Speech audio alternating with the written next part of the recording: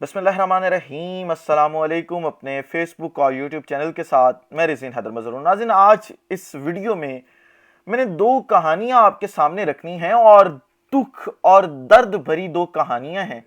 آپ جب یہ کہانیاں سنیں گے تو آپ نے اس پاکستان کا فیصلہ کرنا ہے کہ کیا آیا اس ملک میں اب جینا سستا ہے یا پھر موت۔ یہ کہانی ہے ایک بچے کی جو بھارت میں پیدا ہوا تھا، اور 1947 میں جب وہ بچہ صرف 4 سال کا تھا تو اسے اپنے والدین کے ساتھ پاکستان ہجرت کرنا پڑی، کیونکہ بٹوارہ ہو چکا تھا۔ اس بٹوارے کے نتیجے میں جب وہ بچہ پاکستان کے لیے وہاں سے روانہ ہوا تو رستے میں اس بچے کے والد کو اغوا کر لیا گیا۔ وہ بچہ اپنی ماں کے سہارے پاکستان پہنچتا ہے، اور جب وہ پاکستان پہنچتا ہے تو اس کے سر پر چھت نہیں ہوتی۔ ملک کے ایسے حالات نہیں ہوتے کہ حکومت اتنی جلدی جو آنے والے مسلمان بھائی ہیں یا آنے والے جو مہاجرین ہیں انہیں شیلٹر پرووائیڈ کرے، اور اس بچے کو اپنی والدہ کے ساتھ کئی روز تک ریلوے اسٹیشن پر سونا پڑتا ہے، جہاں وہ بے سر و سامان اپنی والدہ کے ساتھ وقت گزارتا ہے۔ یہ بچہ جب بڑا ہوتا ہے تو حب الوطنی کے جذبے سے یہ بچہ فوج میں کمیشن کے لیے اپلائی کرتا ہے اور سیکنڈ لیفٹیننٹ بھرتی ہوتا ہے۔ سیکنڈ لیفٹیننٹ سے ترقی کرتے کرتے یہ بچہ جو ہوتا ہے وہ میجر جنرل کے عہدے پر پہنچتا ہے اور پھر ریٹائرمنٹ لے لیتا ہے۔ لیکن اس بچے میں، جو وہ چھوٹا بچہ تھا، حب الوطنی کا جذبہ کیونکہ کوٹ کوٹ کر بھرا ہوا تھا، لہٰذا وہ شکست نہیں مانتا۔ وہ کیونکہ اس نے قربانی دی تھی اپنے باپ کی، اپنے گھر بار کی، لہٰذا وہ ملک کے جو حق میں بات ہوتی ہے، ملک کے مفاد میں بات ہوتی ہے، وہ کرتا چلا جاتا ہے اور کسی کی بات نہیں سنتا۔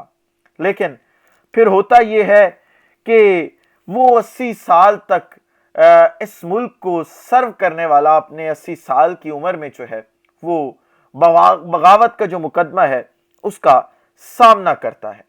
یہ ایک کہانی تھی۔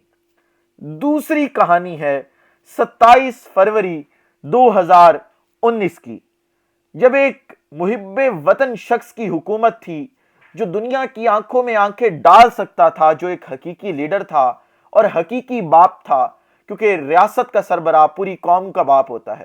اور ہم نے دیکھا کہ کس طریقے سے 27 فروری 2019 کو ایک بھارتی آرمی کے شخص کو گرفتار کیا جاتا ہے اور پھر اسے گڈ گیسچر کے لیے انڈیا کے حوالے کیا جاتا ہے، اور پاکستان پوری دنیا کو مثبت پیغام دیتا ہے اور اپنی مرضی کی پالیسیز بنواتا ہے۔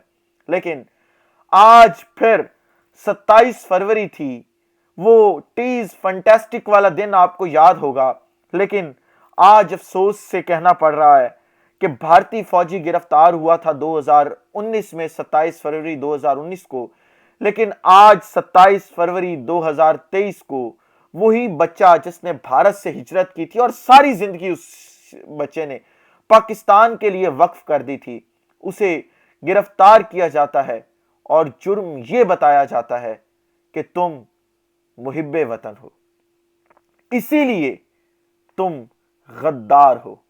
اسی لیے تم غدار ہو کیونکہ تم پاکستان کی آواز بلند کرتے ہو۔ تم جو غلط کرتا ہے اسے غلط کہتے ہو، جو ٹھیک کرتا ہے اسے ٹھیک کہتے ہو۔ تمہارا یہ قصور ہے۔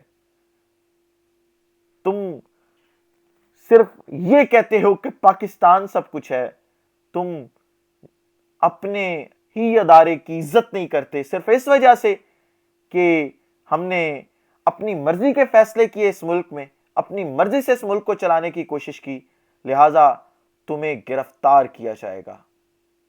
تم ہوتے کون ہو یہ باتیں کرنے والے؟ اور پھر اس بچے سے جب عدالت میں ایک صحافی پوچھتا ہے کہ آپ کو کس نے گرفتار کیا، تو ذرا پھر آپ نے یہ 21 سیکنڈ کا کلپ ملاحظہ کرنا ہے کہ وہ جو میجر جنرل بچہ تھا اس کے چہرے کے تاثرات کیا تھے اور وہ کس طریقے سے آپ دیدہ ہو گیا۔ جنرل صاحب کس نے اٹھایا؟ پولیس نے یا آپ لوگوں نے؟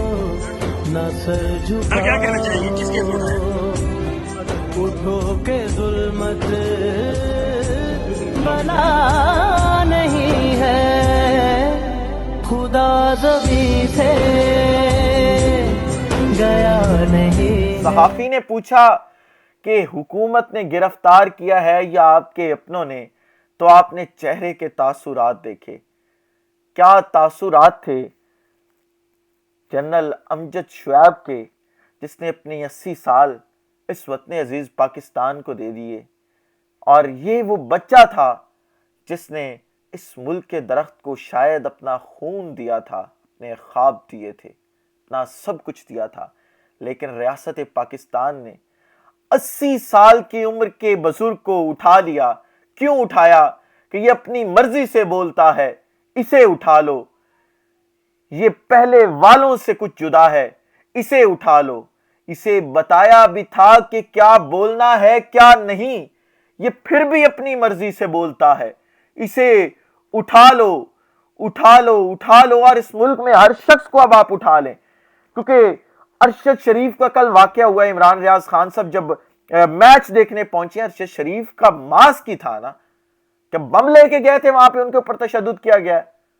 ایک وہ شخص جو محب وطن تھا، جب آپ اس شخص کے لیے محب وطنی کے سرٹیفکیٹ جاری کرتے رہے، لیکن اب آپ کو تکلیف یہ ہے کہ وہ میچ دیکھنے ارشد شریف کا ماسک کیوں پہن کے گیا ہے۔ اور افسوس اور دکھ کی بات یہ ہے، یہ اس صوبے میں ہوا ہے جہاں پہ 2 صحافی بڑے عہدوں پر بیٹھے ہیں۔ وزیر اعلیٰ صحافی اپنے آپ کو وہ شخص کہتا ہے، محسن نقوی، نقلی ہے یا نقوی ہے جو بھی ہے، اپنے آپ کو صحافی کہتا ہے۔ ایک میڈیا ہاؤس کا سربراہ کہتا ہے جی میں بی بی سی تک کام کر کے آیا ہوں، وائس آف امریکہ میں کام کر کے آیا ہوں۔ بھئی وہاں پہ تم نے فریڈم آف سپیچ نہیں دیکھی؟ تمہارے صوبے کی پولیس یہ کچھ کر رہی ہے۔ اور دوسرا تو پھر حامد میر کا بھائی، اللہ ہی امان ہے اس کا، وزیر اطلاعات ہے، جو کیا کر رہے ہیں آپ پنجاب میں، کس طریقے سے آپ لوگوں کو ہراساں کرنے کی کوشش کر رہے ہیں۔